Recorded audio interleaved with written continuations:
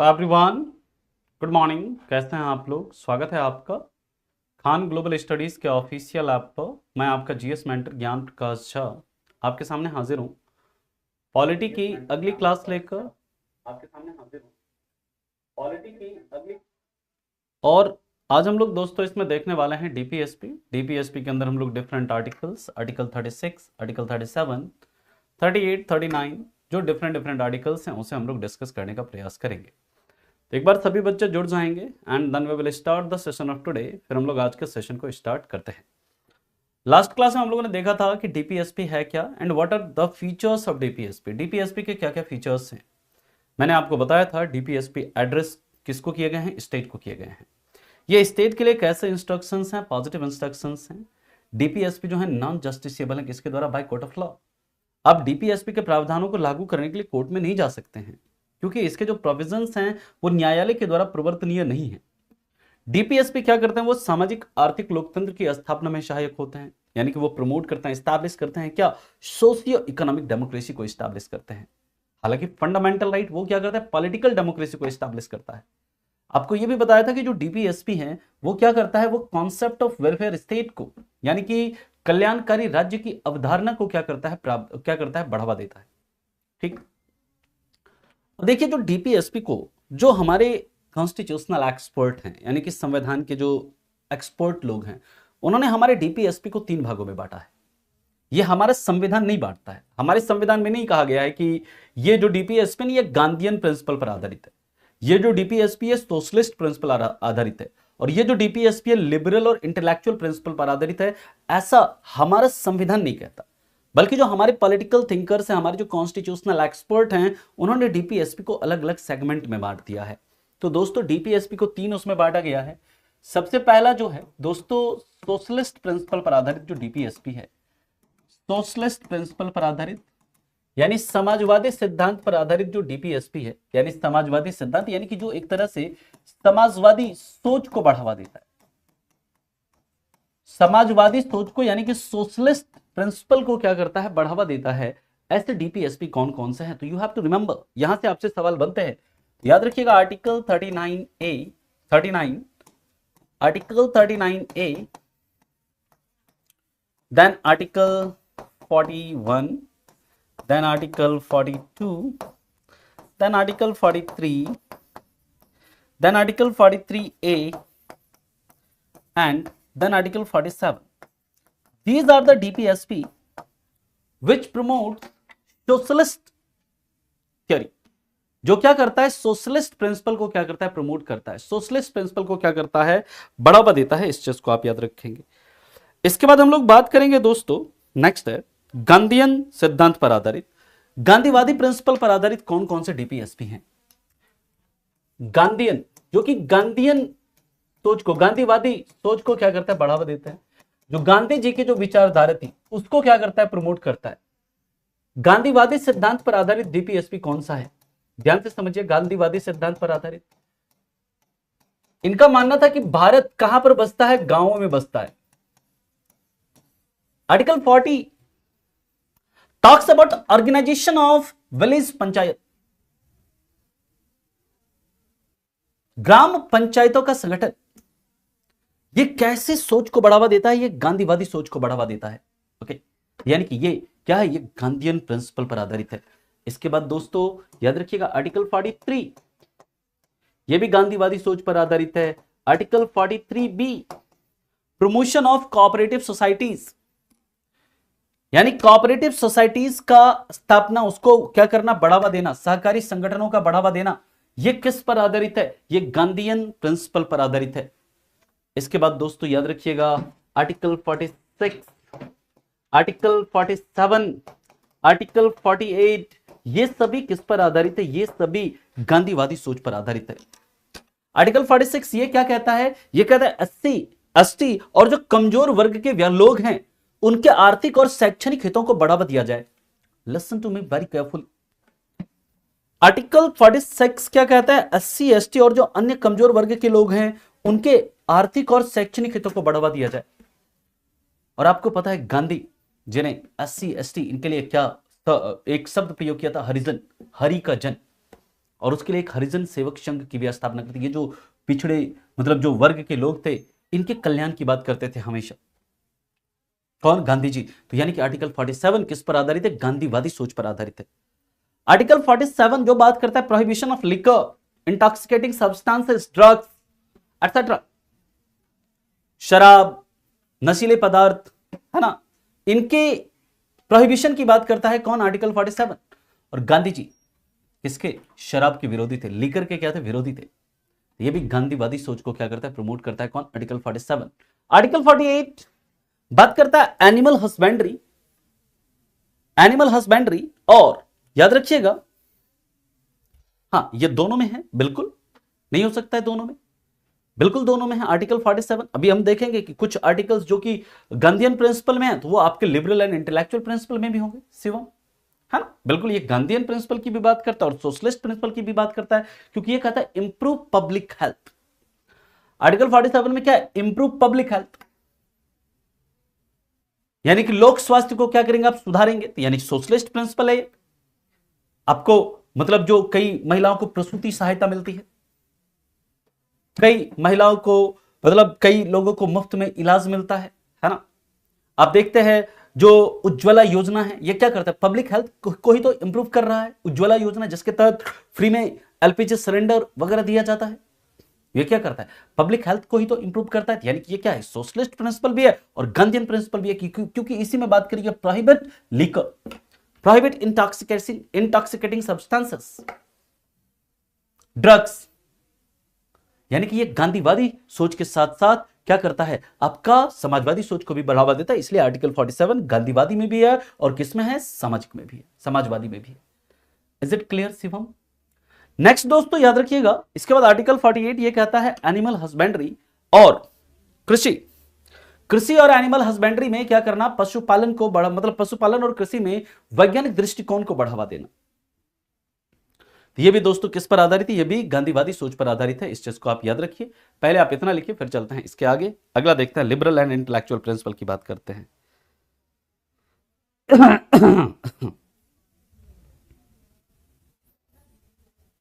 हाँ जी, फटाफट यहां तक किसी को कोई दिक्कत है तो बताओ, फिर इसके आगे चलेंगे।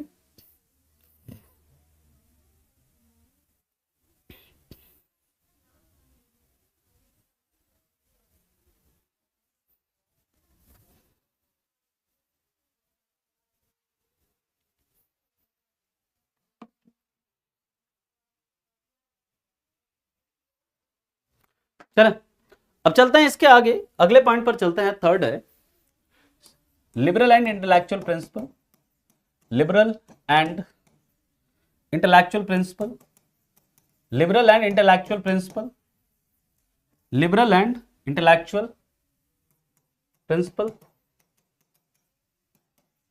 गांधीवादी और सॉरी उदारवादी और बौद्धिक सिद्धांत, उदारवादी और बौद्धिक सिद्धांत पर आधारित, उदारवादी और बौद्धिक सिद्धांत पर आधारित जो आपका डीपीएसपी है वो कौन कौन सा है? याद रखिएगा, आर्टिकल 44 जो बात करता है यूनिफॉर्म सिविल कोड की, आर्टिकल 48, देन आर्टिकल 48A, इसके बाद बात करते हैं दोस्तों आर्टिकल 49, आर्टिकल 50 एंड आर्टिकल 51। ये आपको अलग से याद रखना है, क्योंकि आपसे सवाल पूछा जा सकता है, आपसे क्वेश्चन यहां से पूछ सकते हैं। सर क्या रिट प्रेसिडेंट भी जारी करती है? नहीं, बिल्कुल नहीं। सुप्रीम कोर्ट या हाई कोर्ट रिट जारी करती है, प्रेसिडेंट रिट जारी नहीं करती है। ओके, अब हम लोग एक एक करके सभी आर्टिकल्स को देखेंगे। आर्टिकल 36 क्या है, 37 क्या है, 38, 39, 40, 41, 42, 43, ये सभी पहले हम लोग जितने भी आर्टिकल्स हैं इन सभी आर्टिकल्स को देखते हैं। फिर हम लोग डीपीएसपी और इसके कंपैरिजन को देखेंगे। डीपीएसपी और फंडामेंटल राइट में कौन सुपेरियर है, कौन इंफीरियर है, इसकी बात करेंगे। यहां तक आप लोगों ने लिख लिया, फिर चलें आगे हम लोग।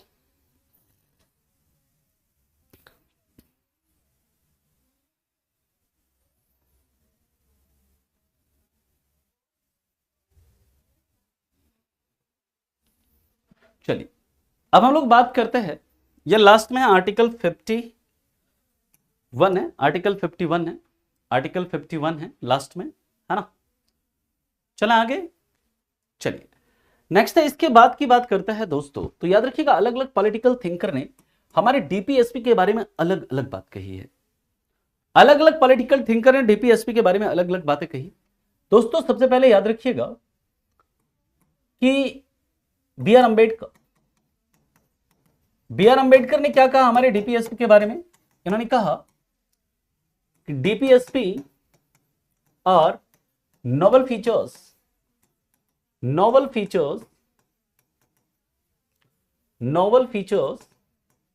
ऑफ आवर कॉन्स्टिट्यूशन, यानी जो डीपीएसपी है हमारे संविधान के नोबल फीचर्स हैं। एक तो दोस्तों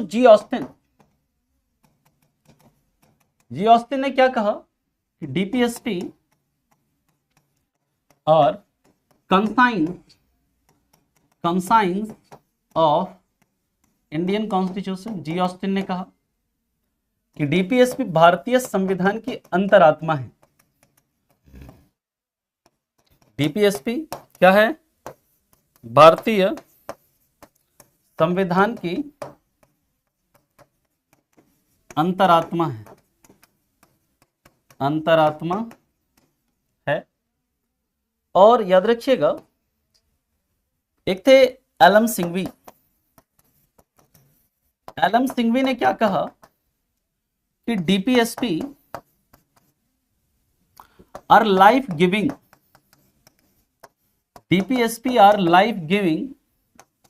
प्रोविजन ऑफ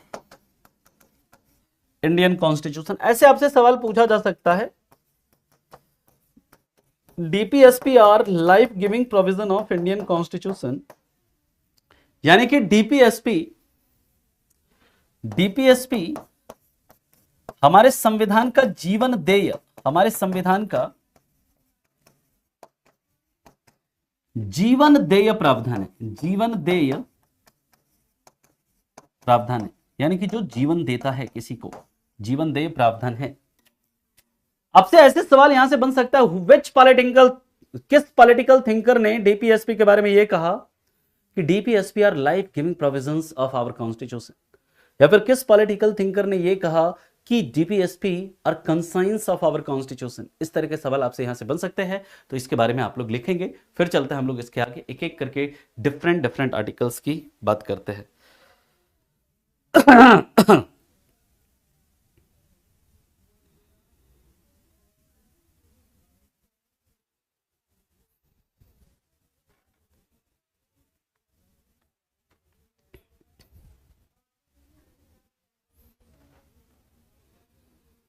यहां तक किसी को कोई समस्या हो, परेशानी हो तो बताइएगा।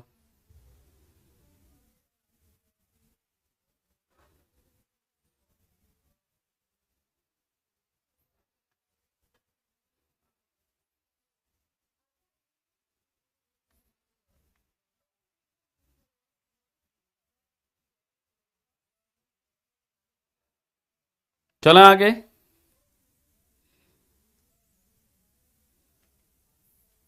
चलिए अब हम लोग बात करते हैं पहला का हिंदी, अच्छा लिख लो भाई, कि जो डीपीएसपी है भारतीय संविधान का, नोबल का हिंदी होता है एक तरह से पवित्र प्रावधान है ना, पवित्र प्रावधान है। ठीक है, चलिए अब हम लोग बात करते हैं आर्टिकल 36। आर्टिकल 36 में दोस्तों याद रखिएगा क्या दिया गया, डेफिनेशन ऑफ स्टेट। आर्टिकल 36 में भी क्या है, डेफिनेशन ऑफ स्टेट है, यानी कि राज्य की परिभाषा है। लेकिन यहां पर याद रखिएगा जो राज्य की परिभाषा दी गई है वो किसके लिए दी गई है, फॉर डीपीएसपी। आर्टिकल 12 में जो राज्य की परिभाषा थी वो किसके लिए थी, फंडामेंटल राइट के लिए। लेकिन जो दोस्तों हाँ उत्कृष्ट कह सकते हैं, पवित्र कह सकते हैं, है ना, ये सब उसका हिंदी होता है, नोबल का। दोस्तों याद रखिएगा ये जो डेफिनेशन ऑफ स्टेट है, यहां पर भी सेम डेफिनेशन है, वही वाला। कौन सा, आर्टिकल 12 वाला, union government and parliament. Union government and parliament यानी कि संघ की सरकार और संसद, हिंदी में लिख लीजिएगा, संघ की सरकार और संसद। दूसरा state government and state legislature, यानी राज्य सरकार और राज्य विधानमंडल। तीसरा लोकल गवर्नमेंट यानी स्थानीय सरकार। तीसरा लोकल गवर्नमेंट यानी स्थानीय सरकार, और चौथा एनी अथॉरिटी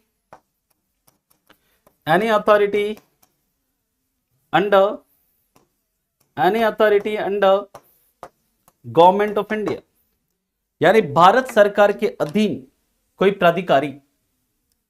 जो आर्टिकल 12 में डेफिनेशन था स्टेट का, वही डेफिनेशन आर्टिकल 36 में भी है। लेकिन जो आर्टिकल 12 में डिफाइन किया गया है स्टेट को, वो किसके लिए किया गया? For the purpose of fundamental right. और आर्टिकल 36 में जो स्टेट को डिफाइन किया गया, ये किसके लिए किया गया? For the purpose of DPSP. Okay, is it clear? यानी कि जब भी डीपीएसपी में हम स्टेट की बात करेंगे, आपके दिमाग में आ जाना चाहिए स्टेट का मतलब मैं किसकी बात करूं? इन सभी की बात कर रहा हूं। यहां पर यूनियन गवर्नमेंट एंड पार्लियामेंट की बात कर रहा हूं, स्टेट गवर्नमेंट, स्टेट लेजिस्लेचर की बात कर रहा हूं, लोकल गवर्नमेंट की बात कर रहा हूं, any authority under government of India की बात कर रहा हूं। अगर मैं कहूं जैसे आर्टिकल 37 हम बात करेंगे कि डीपीएसपी जो है ये क्या है? डीपीएसपी क्या करता है? किसी देश के शासन में आधार का काम करता है। स्टेट का ये ड्यूटी होगा कि वो जब भी कोई कानून बनाए, कोई लॉ बनाए, तो वो क्या करे? इन प्रोविजंस को लागू करे। तो यहां पर मैं जब बात करूंगा किसकी? जब मैं बात करूंगा स्टेट की, तो आपको स्टेट का मतलब क्या होगा? ये सभी उस स्टेट के अंदर आएंगे। ठीक है, जीआई मतलब यहां पर कहां मैंने कहीं जीआई लिखा है क्या?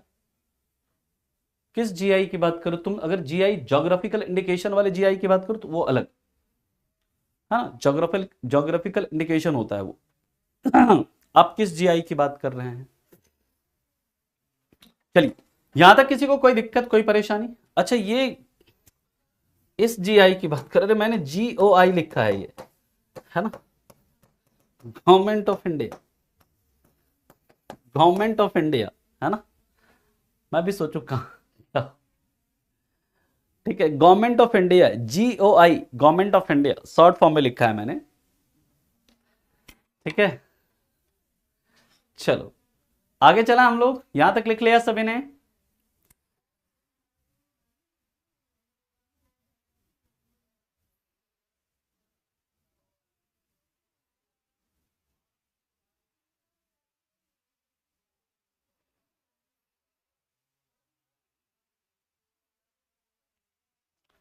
चला, चलिए नेक्स्ट है आर्टिकल 37।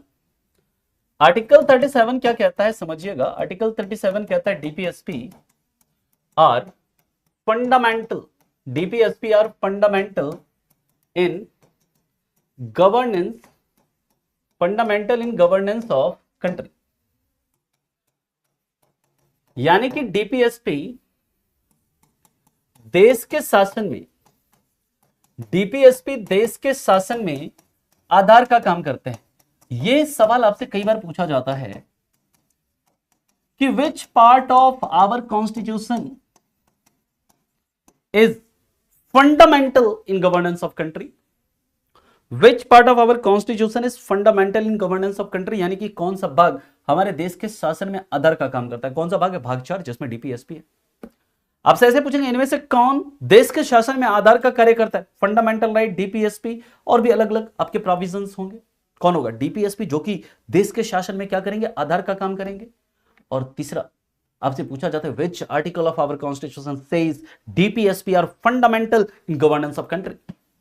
कौन सा आर्टिकल यह कहता है कि डीपीएसपी देश के शासन में आधार का काम करते हैं? कौन सा आर्टिकल है? Article 37 talks about DPSP are fundamental in governance of country. बहुत बढ़िया तुलिका, अगर आप 17-18 क्वेश्चन सही कर पा रहे हो, यू आर गुड, मतलब आपकी प्रिपरेशन ठीक है, अच्छी है फिर। ओके, हम लोग जब बात करते हैं दोस्तों, इसके बाद अगले पॉइंट पर चलते हैं। अगला है दोस्तों, याद ये रखिएगा, ये कहता है कि स्टेट का यह ड्यूटी होगा, स्टेट का यह ड्यूटी होगा, स्टेट का यह कर्तव्य होगा कि वो पॉलिसी बनाते समय क्या करे? वो पॉलिसी बनाते समय, यानी जब भी वो पॉलिसी बनाए, पॉलिसी बनाते समय इन प्रोविजंस को क्या करे? इन प्रोविजंस को, यानी कि इन प्रावधानों को क्या करे? लागू करे। It is duty of state, it is duty of state to implement these provisions, it is duty of state to implement these provisions during policy making. Article 37 साफ साफ कहता है कि राज्य जब भी अपनी कोई नीतियां बनाएगी, तो वो ये जो डीपीएसपी के अंदर जो प्रोविजंस हैं, इन प्रावधानों को लागू करने का प्रयास करेगी। एंड इनफैक्ट अगर हम बात करें तो दोस्तों याद रखिएगा, ऑलमोस्ट सारे के सारे डीपीएसपी के प्रोविजंस को सरकार ने लागू कर दिया है। Almost each and every DPSP is implemented by government but except article 44। दो राज्य हैं जहां पर इसको लागू किया गया है, एक है गोवा, दूसरा है उत्तराखंड। लेकिन याद रखिएगा केंद्र सरकार ने अभी इस डीपीएसपी के प्रावधानों को लागू नहीं किया। मतलब डीपीएसपी के जो आर्टिकल 44 जो यूनिफॉर्म सिविल कोड है, यूनिफॉर्म सिविल कोड को प्रावधानों को लागू नहीं किया। लेकिन सरकार का ये ऑब्जेक्टिव है, सरकार का ये मतलब उद्देश्य है, सरकार का ये गोल है कि वो इसको क्या करे, लागू करे। Clear?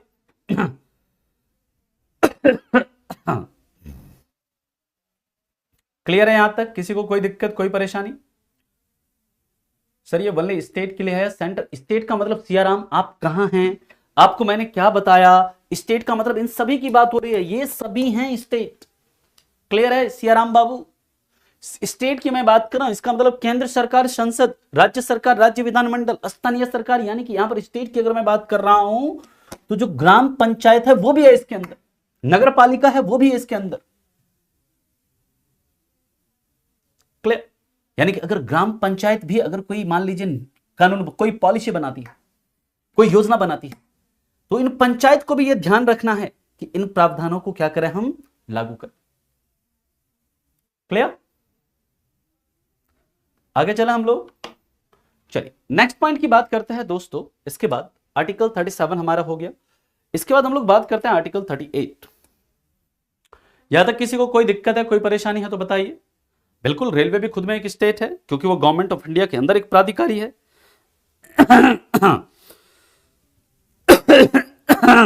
Sorry.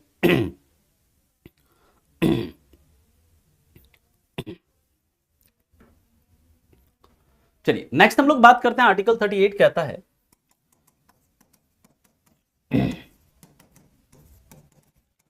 State will secure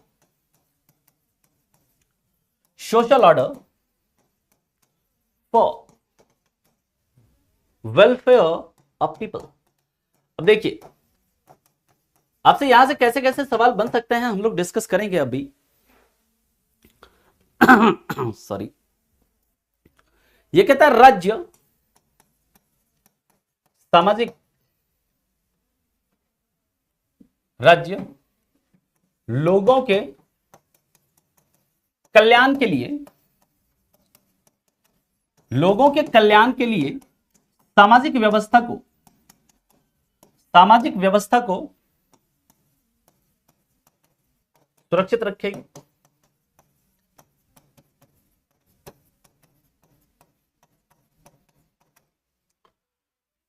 आपसे सवाल यहां से यह पूछता है कि जो आपका कौन सा आर्टिकल है जो कि welfare, concept of welfare state की बात करता है, जो कल्याणकारी राज्य की अवधारणा की बात करता है। तो देखिए जो हमारा आर्टिकल 38 है इसमें साफ साफ लिखा गया state will secure social order for what, for welfare of people.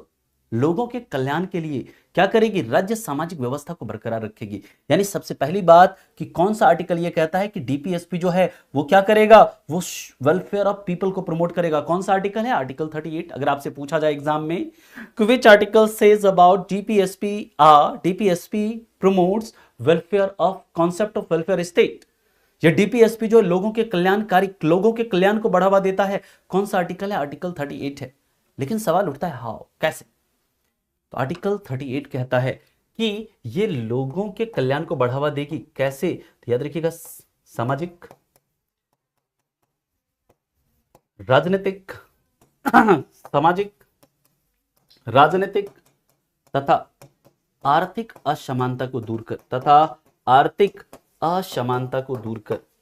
यानी कि ये जो सोशल ऑर्डर को सिक्योर करेगी, असमानता को दूर कर, यानी समाज में जो बुराइयां हैं उसको क्या करेगी, समाप्त करेगी। ऊंच नीच का जो भेद है उसे क्या करेगी, समाप्त करेगी। आर्थिक असमानता को दूर करेगी, जो अमीर गरीब के बीच में जो गैप है उस गैप को कम करेगी। पॉलिटिकल, जो राजनीतिक न्याय है, राजनीतिक न्याय को देकर के जो सामाजिक मतलब सुरक्षा है, सामाजिक व्यवस्था है, उसको क्या करेगी, बरकरार रखेगी। क्लियर? ये बात समझ में आ गई। यानी कि राज्य ये कहता है कि राज्य कैसे सामाजिक व्यवस्था को कैसे बरकरार रखेगी, लोगों के कल्याण को कैसे बढ़ावा देगी। तो समाज के अंदर जो सामाजिक न्याय, आर्थिक न्याय और राजनीतिक न्याय को प्रदान करके राजनीतिक असमानता को, राजनीतिक मतलब जो असमानता है, आर्थिक असमानता है, जो आपका सामाजिक असमानता है, उसको क्या करके दूर करके, ठीक है, आर्थिक असमानता को दूर कर क्या करेगी, न्याय प्रदान करेगी, न्याय प्रदान करेगी।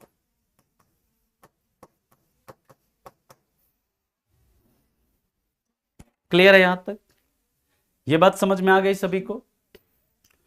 अब हम लोग बात करते हैं इसके आगे, नेक्स्ट हम लोग बात करते हैं आर्टिकल 39। यहां तक किसी को कोई दिक्कत है, परेशानी है तो बताइएगा।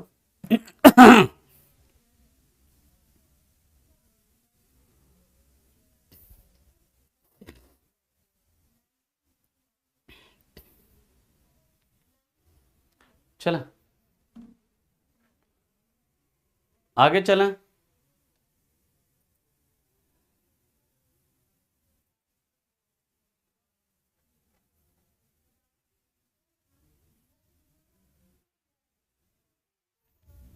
चलिए नेक्स्ट पॉइंट पर चलते हैं, हम लोग बात करते हैं article 39, one of the most important article. Article 39 ये कहता है state will follow these instructions, state will follow these instructions during policy making, during policy making। ये कहता है राज्य नीतियां बनाते समय, राज्य नीतियां बनाते समय, यहां पर राज्य की बात करें तो राज्य कौन सा, आर्टिकल 36 वाला है ना। राज्य नीतियां बनाते समय इन निर्देशों का ध्यान रखेगी, इन निर्देशों का ध्यान रखेगी। कौन कौन से निर्देश हैं, ये है ना, बताया है ना आपको कि ये राज्यों को निर्देशित किए गए हैं। कौन कौन से निर्देश हैं आर्टिकल 39 में जो कि पॉलिसी बनाते समय राज्यों को ध्यान में रखना है। इसको दोस्तों अलग अलग आर्टिकल में दिया गया, 6 आर्टिकल में दिया गया। आर्टिकल 39A, आर्टिकल 39A दोस्तों क्या कहता है, आर्टिकल 39A कहता है कि सभी नागरिक, महिला और पुरुष, यहां पर जेंडर इक्वलिटी की बात करी गई है, महिला और पुरुष सभी के लिए, महिला और पुरुष सभी के लिए क्या हो, जीवन जीने के पर्याप्त साधन हो, सभी के लिए जीवन जीने के पर्याप्त साधन हो, सभी के लिए जीवन जीने के पर्याप्त साधन हो। यह कहता है कि adequate means of living, adequate means of living for all citizens including man and woman, all citizens and man and woman। यानी कि यहां पर देखिए जेंडर इक्वलिटी की बात करी जा रही है, यहां पर महिला और पुरुष की बात करी गई है कि महिला हो चाहे पुरुष हो, सभी के लिए जीवन जीने के पर्याप्त साधन। जीवन जीने के पर्याप्त साधन का मतलब क्या है कि सभी के लिए क्या हो, रोटी कपड़ा मकान, यानी जो मिनिमम जो मतलब रिक्वायरमेंट है वो क्या हो, सबको मिले, सभी को 2 टाइम का खाना मिले, रहने के लिए घर मिले, कपड़ा मिले। इसलिए दोस्तों सरकार क्या करती है, आप देखते हैं आवास, प्रधानमंत्री आवास योजना, प्रधानमंत्री गरीब कल्याण अन्न योजना, है ना, पब्लिक डिस्ट्रीब्यूशन सिस्टम जो देखते हैं, आपका जो पब्लिक डिस्ट्रीब्यूशन सिस्टम, जन वितरण प्रणाली, उसके तहत गरीबों को दिया जाता है ना, मुफ्त में अनाज दिया जाता है ताकि वो 2 समय की रोटी खा सके। लोगों को प्रधानमंत्री आवास योजना के तहत घर बनाने के लिए पैसा दिया जाता है ताकि वो आवास मिल सके उनको। यानी सरकार आखिर किन प्रोविजन को लागू करना चाह रही है, तो ये आर्टिकल 39A के प्रोविजन को लागू करना चाह रही है, ठीक है। दूसरा कहता है आर्टिकल 39B, आर्टिकल 39B कहता है कि लोक संसाधन का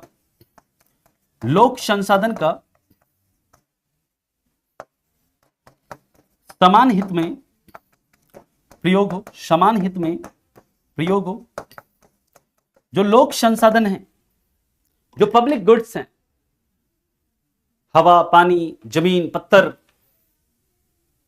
ये सभी जो है, नदी पर्वत, ये जितने भी पब्लिक रिसोर्सेस हैं, जितने भी आपके पब्लिक रिसोर्सेस है, उनका क्या हो, समान प्रयोग हो, लोक संसाधनों का समान हित में समान रूप से प्रयोग हो, यानी equal use of public resource, समान हित में समान प्रयोग हो, लिख लीजिएगा, समान हित में समान प्रयोग हो, इक्वल यूज ऑफ, इंग्लिश में लिख सकते हैं equal use of public resource, equal use of public resource in common interest. इसलिए इसी सब प्रावधानों को लागू करने के लिए सरकार ने क्या किया, जमींदारी प्रथा को जो समाप्त किया, कई सारे भूमि सुधार कानून आए जिसके तहत जमींदारी को समाप्त किया गया। वो किस प्रोविजन को लागू करने के लिए, आर्टिकल 39B को लागू करने के लिए। इस चीज को आप याद रखेंगे। स्टेट में कोई भी गवर्नमेंट हो सकती है, मतलब स्टेट में कोई भी गवर्नमेंट हो सकती है। Rohan, I am explaining again and again this thing कि स्टेट का मतलब क्या है। स्टेट का मतलब ये सभी चीजें हैं। स्टेट का मतलब, मैं अगर स्टेट की बात कर रहा हूं, I am talking about union government and parliament, I am talking about state government and state legislature, I am talking about local government, I am talking about any authority under government of India. Okay, अगर मैं state की कहीं पर भी बात कर रहा हूं तो ये मैंने पहले ही स्टेट को डिफाइन कर दिया अंडर आर्टिकल 36। ये जो है आर्टिकल 36 है, ये क्या करता है, यहां पर कहीं पर भी अगर मैं स्टेट की बात कर रहा हूं, यहां पर अगर मैंने स्टेट की बात करी है तो मैंने किस स्टेट की बात करी है, आर्टिकल 36 वाली स्टेट की बात करी है। Okay, what is your confusion Siyaram, क्या कंफ्यूजन है आपका, बताइए। फिर हम चलते हैं इसके आगे, अगले पॉइंट की बात करते हैं, article 39C, D, E and F।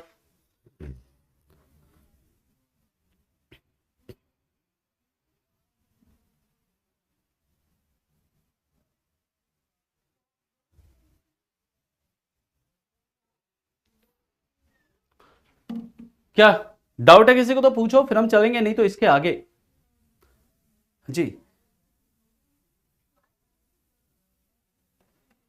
Sir, because both are same state. क्या तुम्हारा कंफ्यूजन क्या है सियाराम, ये बताइए, आपका कंफ्यूजन क्या है।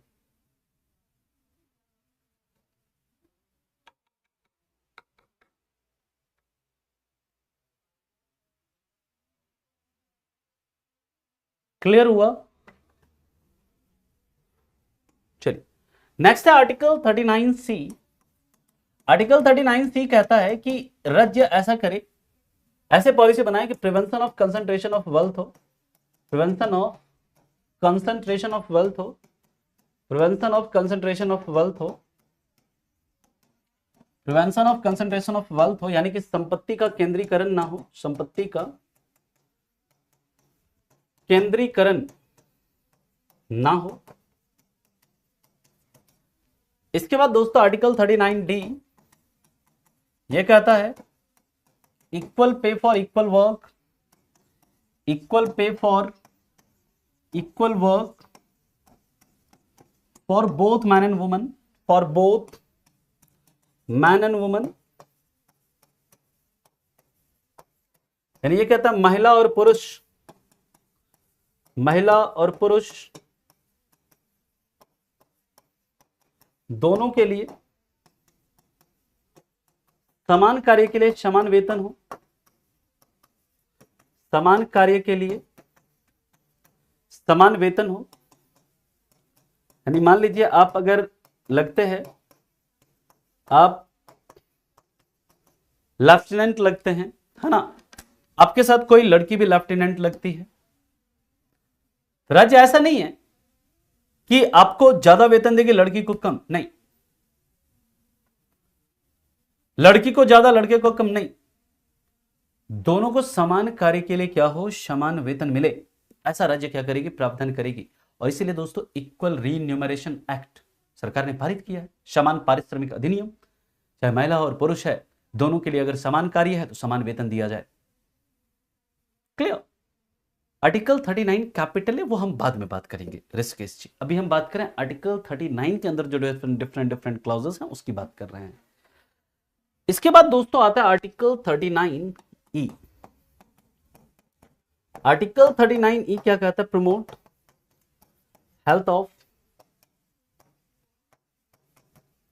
Citizen, worker and children, citizen workers and children, citizen workers and children.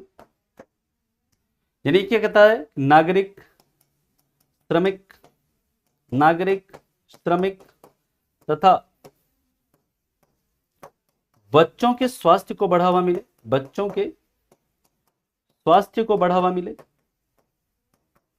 यानी कि राज्य ऐसे पॉलिसी का निर्माण करेगी जिससे कि बच्चों के, नागरिकों के, श्रमिकों के स्वास्थ्य को बढ़ावा मिलेगी, है ना? क्लियर है? श्रीराम जी, राज्य सरकार का यहां पर मतलब, यहां स्टेट जो है ना, मैंने पहले डिफाइन किया गया ताकि आपके दिमाग में ये कंफ्यूजन हो ही नहीं। यहां अगर मैं स्टेट की बात कर रहा हूं तो राज्य सरकार है, यहां पर मैं स्टेट की बात कर रहा हूं तो आर्टिकल 36 में पहले ही मैंने स्टेट को डिफाइन कर दिया है कि स्टेट का मतलब क्या है। State government, state legislature, central government, union government या पार्लियामेंट, या फिर लोकल गवर्नमेंट, या फिर any authority under government of India. इसीलिए यही कंफ्यूजन दूर करने के लिए ही तो आर्टिकल 36 में स्टेट को डिफाइन किया गया हमारे संविधान में, कि किसी को कोई कंफ्यूजन ही ना कि स्टेट का मतलब स्टेट गवर्नमेंट है। सिंपल। हमारे संविधान में आर्टिकल 36 में क्यों, मतलब इतनी क्यों बेवजह एक आर्टिकल अलग से जोड़ा गया? क्या वजह है आर्टिकल, एक आर्टिकल को अलग से जोड़ा गया आर्टिकल 36 को? यही कंफ्यूजन ही ना हो ना, यही इसी प्रकार का कोई कंफ्यूजन ना हो किसी को कि स्टेट का मतलब स्टेट गवर्नमेंट है, इसलिए पहले ही डिफाइन कर दिया आर्टिकल 36 में। भाई स्टेट का मतलब क्या है? केंद्र सरकार संसद है। राज्य सरकार क्या है? राज्य विधानमंडल है। स्थानीय सरकार है, और क्या है? भारत सरकार के अधीन कोई प्राधिकारी। क्लियर? किसी को कोई दिक्कत? अरे करवाएंगे अंकित, एग्जाम से पहले आपका करवाएंगे, यूट्यूब पर क्वेश्चन की प्रैक्टिस करवाएंगे, चिंता मत करिए, इतना प्रैक्टिस करवाएंगे, आपको टेंशन लेने की जरूरत नहीं है। ठीक है, ऐसे क्वेश्चन मैं दे दूं पीडीएफ फॉर्मेट में, उसका कोई मतलब नहीं है, वो हम करवाएंगे आपको प्रैक्टिस आगे, चिंता मत करिए। यहां तक किसी को कोई दिक्कत, कोई परेशानी, कोई समस्या है तो बताइए। अभी भी स्टेट को लेकर किसी को कंफ्यूजन है तो पूछ लो, अभी भी स्टेट को लेकर किसी को कोई कंफ्यूजन हो मन में तो पूछ लीजिए।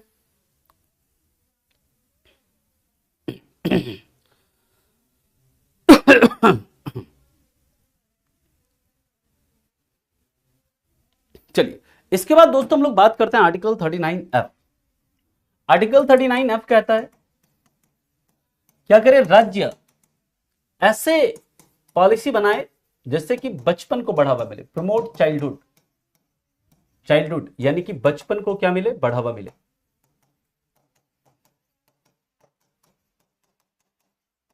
ठीक है, यानी जो बच्चे हैं, चिल्ड्रन हैं, चाइल्ड, उनके मतलब उनके साथ कोई उनका मानसिक शारीरिक शोषण ना हो। जो बच्चे हैं उनको खेलने के अवसर मिले, उनको अपना बचपन जो है उसको बढ़ावा देने का क्या मिले? ऑप्शन मिले, है ना? क्लियर है पॉइंट? इसके बाद दोस्तों आता है नेक्स्ट आर्टिकल 39 कैपिटल ए। और याद रखिएगा ये जो आर्टिकल 39F है ना, इसको कब जोड़ा गया? तो इसे जोड़ा गया था added by 42nd constitutional amendment act of 1976। यानी आर्टिकल 39 क्लॉज एफ ये हमारे मूल संविधान में नहीं था, इसे 42वें संविधान संशोधन अधिनियम 1976 के द्वारा क्या किया गया था? जोड़ा गया था। इसके बाद दोस्तों आता है आर्टिकल 39 कैपिटल ए। देखिए अभी तक जो हमने article 39 clause A B C है ना, डी ई एफ पढ़ा, वो क्या था? वो आर्टिकल 39 के पार्ट थे। अब ये आर्टिकल 39 कैपिटल ए ये अलग है।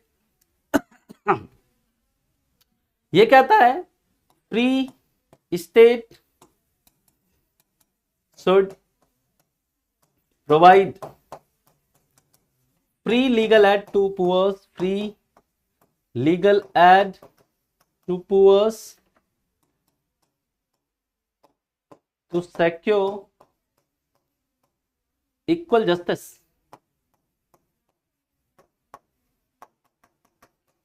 राज्य समान न्याय को बढ़ावा देने के लिए, राज्य समान न्याय को बढ़ावा देने के लिए, राज्य समान न्याय को बढ़ावा देने के लिए गरीबों को निःशुल्क विधिक सहायता प्रदान करेगी, गरीबों को निःशुल्क विधिक सहायता प्रदान करेगी। यानी आर्टिकल 39A क्या कहता है?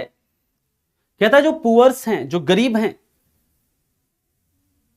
उनके साथ न्याय में कहीं कमी ना रह जाए, उनके साथ ऐसा ना हो कि जस्टिस ना मिले उनको।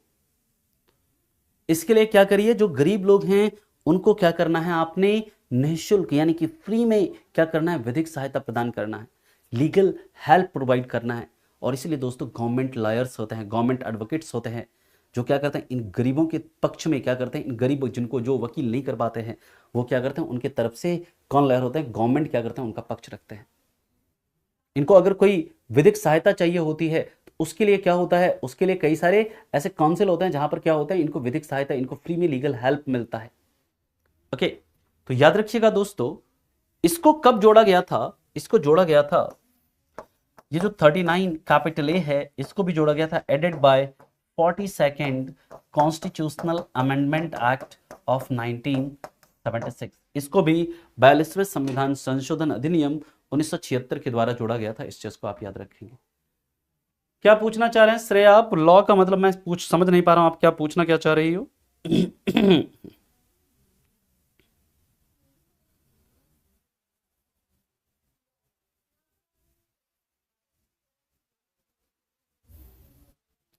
यहां तक किसी को कोई समस्या, कोई परेशानी?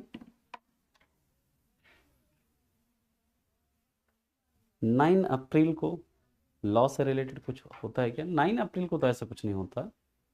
14 अप्रैल को होता है नेशनल सोशल जस्टिस डे, ऐसे होता है 14 अप्रैल को। 9 अप्रैल को मुझे आइडिया नहीं है, मे भी एक बार चेक कर लीजिएगा आप, है ना। यहां तक किसी को कोई दिक्कत, कोई परेशानी, कोई समस्या है तो बताइए, फिर हम चलते हैं इसके आगे, अगले पॉइंट पर मूव करते हैं। लास्ट में दे देंगे क्वेश्चन अंकित जी आपको लोगों को, है ना। मैं पीडीएफ बनवा के दे दूंगा आप लोगों को।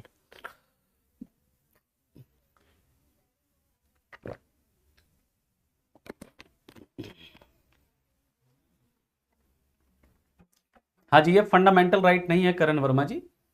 इस आर्टिकल्स का यूज, इस आर्टिकल को इंप्लीमेंट लोगों के कल्याण को बढ़ावा देने के लिए राज्य करती है, जब अपनी नीतियों का निर्माण करती है ना, जब अपने पॉलिसी को बनाती है तो।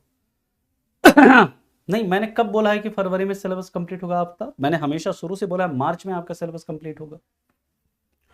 मैंने तो कभी बोला ही नहीं, है ना, कि फार्म में आपका सिलेबस कम बोला है कभी? बताइए आपने अगर सुना हो। नहीं बोला है, मैंने हमेशा मार्च में बोला, और मार्च एंड तक आपका सिलेबस कंप्लीट हो जाएगा, आप उसके लिए निश्चिंत रहिए। Next article 40। आर्टिकल 40 क्या बात करता है? आर्टिकल 40 बात करता है दोस्तों ऑर्गेनाइजेशन ऑफ विलेज पंचायत, बहुत इंपॉर्टेंट है। Organisation of village panchayat, organisation of village panchayat यानी कि ग्राम पंचायतों का, ग्राम पंचायतों का संगठन, ग्राम पंचायतों का संगठन। यानी ये क्या कहता है? ये कहता है state will organise village panchayat. बिल्कुल याद रखना चाहिए प्रतिभा, हाँ। इंपॉर्टेंट चैप्टर कौन सा है? तो इंपॉर्टेंट चैप्टर फंडामेंटल राइट है, डीपीएसपी है, पार्लियामेंट है, प्रेसिडेंट है, सेंटर स्टेट रिलेशन है। ये सभी इंपॉर्टेंट चैप्टर्स हैं। हालांकि चैप्टर हर एक इंपॉर्टेंट, लेकिन ज्यादा इंपॉर्टेंट कौन सा है? तो ये सभी, ठीक है। ये कहता है state will organise, state will organise village panchayat, state will organize village panchayat and into them such power and authority, such power and authority, such power and authority, so that the work as a unit, the work as a unit of local self government, local self government। ये क्या कहता है? राज्य ग्राम पंचायतों का गठन करेगी, राज्य ग्राम पंचायतों का गठन करेगी और उसे ऐसी शक्तियां प्रदान करेगी, ऐसी शक्तियां प्रदान करेगी जिससे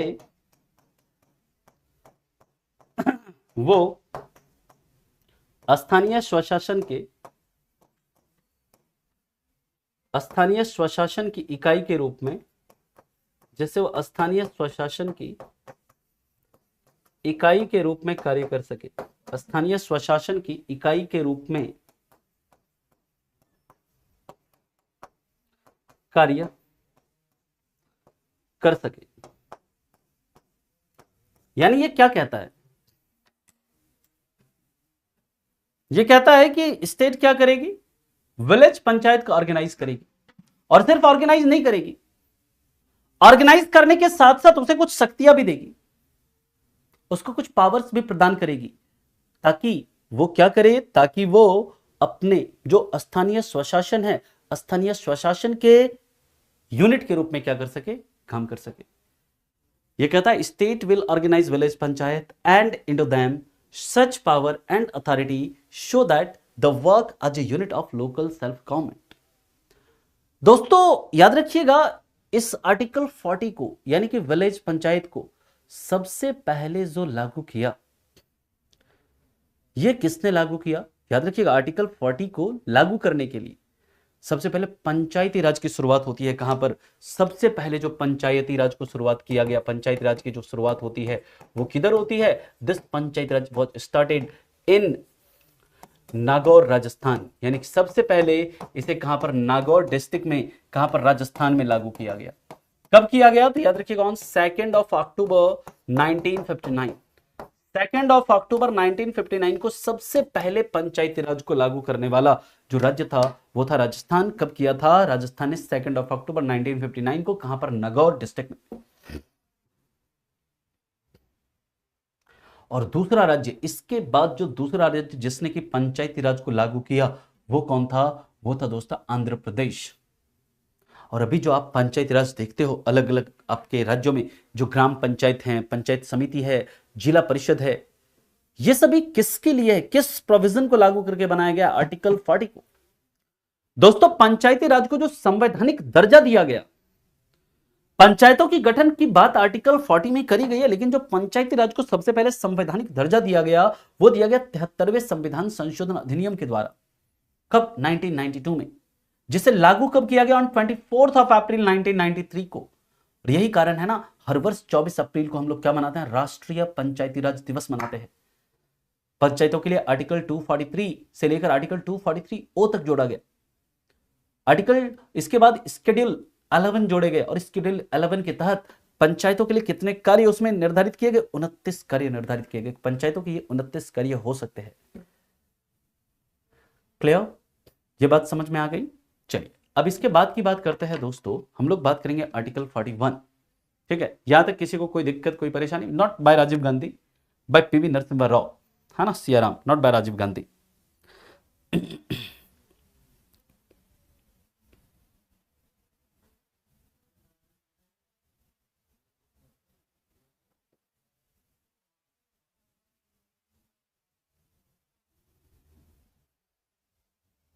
आगे चलें।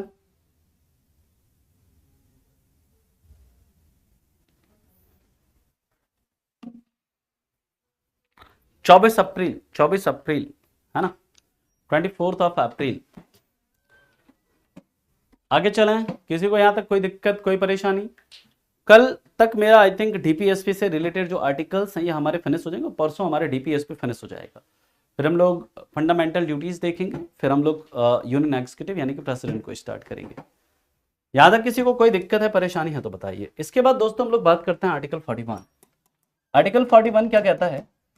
State within economic capacity and development, within economic capacity and development, state within economic capacity and development should provide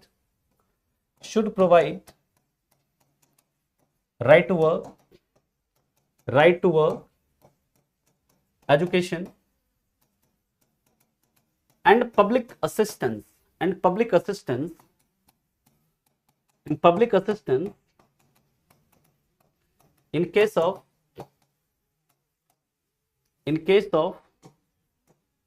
illness, old age, physically handicapped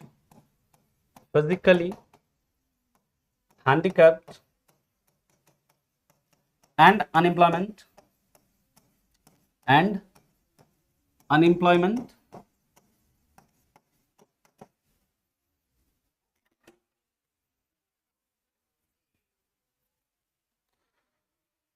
Aftab ji आप शायद क्लास में ध्यान से इस क्लास को सुनते नहीं है। मैंने बताया कि सबसे पहले पंचायती राज को लागू किया गया कहां पर? नागौर में, राजस्थान के नागौर में, 2 अक्टूबर 1959 को। लेकिन मैंने यह बताया कि जो आर्टिकल 40 को संवैधानिक जो दर्जा दिया गया वो संवैधानिक नहीं था। इसको जो संवैधानिक दर्जा मिला वो मिला 73वें संविधान संशोधन अधिनियम 1992 को। 73rd कॉन्स्टिट्यूशनल अमेंडमेंट एक्ट 1992 के तहत पंचायतों को संवैधानिक दर्जा मिला। उसके लिए हमारे संविधान में पार्ट 9 आर्टिकल 243 से आर्टिकल 243O ये जोड़ा गया, स्केड्यूल 11 जोड़े गए और स्केड्यूल 11 के तहत उसको 29 कार्य डिसाइड किए जो पंचायतों को दिए जा सकते हैं। और जो 73वां संविधान संशोधन अधिनियम है इसको लागू किया गया 24 अप्रैल को 1993 में। इसलिए 24 अप्रैल को क्या मनाते हैं? पंचायती राज दिवस मनाते हैं, याद रखेंगे दोस्तों। अब हम लोग बात करते हैं ये जो राज्य अपनी आर्थिक क्षमता और विकास के आधार पर आर्थिक क्षमता और विकास को ध्यान में रखते हुए राज्य अपनी आर्थिक क्षमता और विकास को ध्यान में रखते हुए कार्य का अधिकार, शिक्षा तथा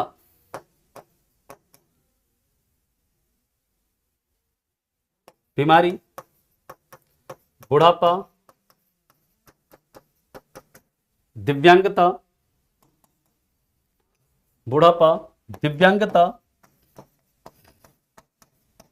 और बेरोजगारी की स्थिति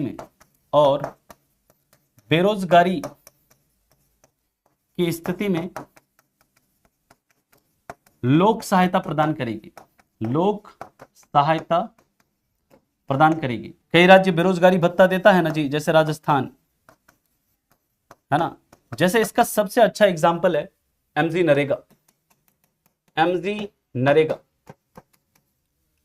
NREGA, Mahatma Gandhi national rural employment guarantee act, जैसे मनरेगा बोलते हैं ना हम लोग, मनरेगा है ना। हाँ, 1959 में पीएम जवाहरलाल नेहरू थे, 1992 में नरसिम्हा राव साहब थे, सॉरी। एमजी नरेगा यानी Mahatma Gandhi national rural employment guarantee act, ये क्या करता है? बीपीएल के जो लोग हैं, बिलो पॉवर्टी लाइन के अंदर जो लोग हैं, उनको पूरे वर्ष में 100 दिन का क्या करती है? काम, 100 दिन का वर्क क्या करती है? प्रोवाइड कराती है। ये आर्टिकल 41 के प्रोविजन को लागू करता है कौन? जो आपका क्या है? जो मनरेगा है, एमजी नरेगा है, यानी Mahatma Gandhi national rural employment guarantee act. दोस्तों, जो वृद्धा पेंशन योजना दी जाती है ना, ओल्ड एज पेंशन, वो किस प्रोविजन को लागू करता है? वो इसी प्रोविजन को लागू करता है, आर्टिकल 41। जो दोस्तों दिव्यांग लोग हैं, फिजिकली हैंडीकैप्ड लोग हैं, उनको अलग अलग जगह पर सरकार के अलग अलग जगहों पर क्या मिलती है? छूट मिलती है। उनके लिए सरकार कई योजनाएं चलाती है उनके डेवलपमेंट के लिए। तो किसको आर्टिकल 41 को इंप्लीमेंट करने के लिए चलाती है? आपने अभी हाल में सुना होगा, एमपी ने कहा कि कोई भी व्यक्ति किसी भी एज ग्रुप का वो एडमिशन ले सकता है, ग्रेजुएट कर सकता है, कुछ भी कर सकता है, पढ़ सकता है, कोई उम्र की कोई बाध्यता नहीं होगी। अभी अभी कुछ दिन पहले एमपी गवर्नमेंट ने, मोहन यादव की सरकार ने यह निर्णय लिया है ना, कि किसी भी एज का व्यक्ति क्या कर सकता है? जाकर कॉलेज में एडमिशन ले सकता है और जाकर पढ़ सकता है, पढ़ाई अधूरी हो उसे पूरी कर सकता है। यह किस प्रोविजन को लागू करने के लिए? आर्टिकल 41 के प्रावधानों को लागू करने के लिए है। क्लियर है पॉइंट? आर्टिकल 39A को एक बार इंग्लिश में रीड कर दीजिए। आर्टिकल 39A को मैंने लिखा है यहां पर, state should provide free legal aid to poors to secure equal justice. State will provide free legal aid to poors to secure equal justice, है ना? यहां तक किसी को कोई दिक्कत, कोई परेशानी, कोई समस्या है तो बताइए। अभी के लिए हम लोग इतना ही रखेंगे, बाकी मिलेंगे आपसे कल की क्लास में। कल की क्लास में हम इसके आगे के मुद्दों को डिस्कस करेंगे। यहां तक किसी को कोई दिक्कत, कोई परेशानी, कोई समस्या है तो आप बताइए। सर चुनाव लड़ने के लिए क्या करना पड़ेगा? अलग अलग चुनाव लड़ने के लिए अलग अलग कंडीशन। सचिन जी पहले एग्जाम निकालो, चुनाव लड़ने की बात बाद में करना, ठीक है? एमएसपी मिनिमम सपोर्ट प्राइस है, इसके ऊपर भी चर्चा करेंगे अनूप,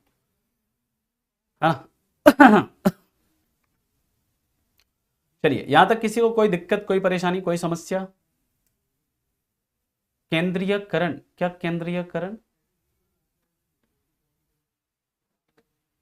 आज तो पॉसिबल नहीं होगा। क्वेश्चन का पीडीएफ, हम क्वेश्चन का पीडीएफ अपडेट करवा देंगे अंकित, है ना? टुडे इज नॉट पॉसिबल, कराएंगे अपडेट, बाद में करवा देंगे, ठीक है? क्या रिपीट करना संदीप?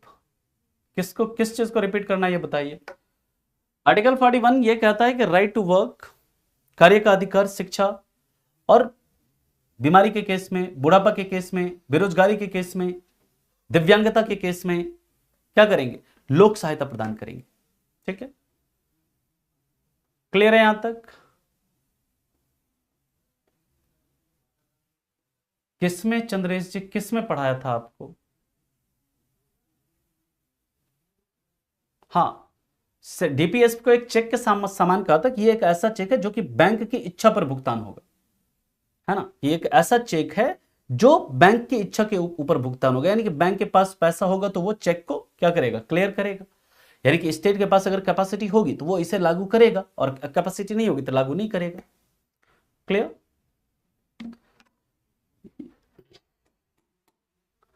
आर्टिकल 39A को इंग्लिश में लिख लीजिए, मतलब मैं इसको इंग्लिश में बोल देता हूं। Adequate means of living, adequate means of living for citizens man and woman, for citizens man and woman, ठीक है? Adequate means of living for citizens man and woman. Sir इससे यूपीएससी का पेपर, तो ये किसके लिए एग्जाम, किस तैयारी, किसके लिए प्रिपेयर कर रहे हो आफ्ताब जी, है ना? सिविल्स का भी पेपर आप आराम से कर सकते हैं। आप क्वेश्चन सॉल्व करिए ना प्रीवियस ईयर के जाकर के, देखिए अगर हो रहे हैं आपसे तो मतलब कर सकते हैं, सिंपल है। हमसे पूछने के बजाय यूपीएससी के प्रीवियस ईयर के क्वेश्चन लो और उसको सॉल्व करना शुरू करो, है ना? सीडीएस का एग्जाम भी कौन लेती है? यूपीएससी ही तो लेती है। और सीडीएस के क्वेश्चन क्या सिविल्स से मतलब थोड़े बहुत ही मतलब हल्के होते हैं, ऐसा तो नहीं है कि सिविल्स में बहुत ज्यादा टफ है और सीडीएस में एकदम इजी है, नहीं, 19-20 का फर्क होता है। आप जाकर प्रीवियस ईयर के क्वेश्चन को चेक करिए, अगर आपसे बन रहे हैं तो आप कर लेंगे। Sir minimum resources for sustain including man and woman, चलिए यहां तक किसी को कोई दिक्कत, कोई परेशानी? चलिए तो मिलते हैं फिर आपसे अगली क्लास में, कल की क्लास में। तब तक के लिए आप लोगों का धन्यवाद। Thank you so much, bye bye, take care and have a good day.